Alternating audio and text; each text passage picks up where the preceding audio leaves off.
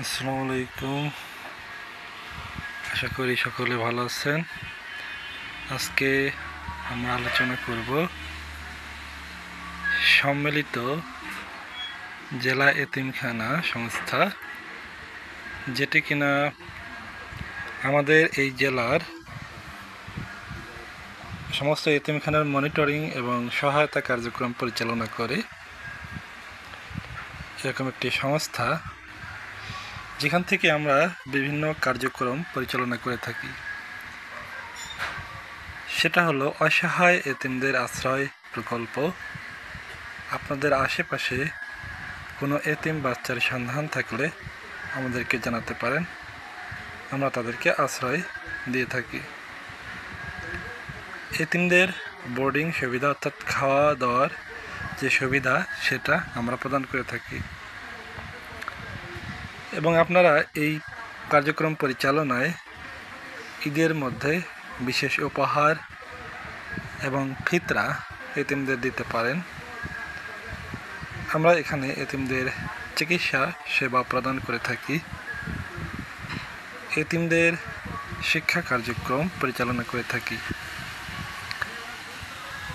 বিশেষ করে মানসিক প্রতিবন্ধী এবং জন্মগত প্রতিবন্ধীদের বিশেষ সহায়তা দিয়ে থাকি। এবং এখানে এতিমদের জন্য এতিম কল্যাণ সমিতি রয়েছে। অনেকের সন্তান সন্ততি হয় না, তাদের জন্য আমরা এতিম বাচ্চা দত্তক প্রদান করে থাকি। প্রাপ্তবয়স্ক এতিম ছেলে মেয়েদের মধ্যে বিয়ে প্রদান বা বিবাহ প্রদান করে থাকি এবং বাহিরে বিয়ে প্রদান করে থাকি। মেয়েদের জন্য আলাদা এতিমখানা উদ্বোধন করে থাকি এবং কারিগরি ও ইসলামিক মাদ্রাসা পরিচালনা করা হয়। রোজার সময় এতিমদের ইফতার প্রদান করা হয়। এতিমদের কুরবানির সময় কুরবানির উপহার সংগ্রহ করে প্রদান করা হয়। এতিমদের জন্য বিশেষ অনুদান প্রদান করা হয় এবং ধনীদের কাছ থেকে জাকাত সংগ্রহ করে প্রদান করা হয়।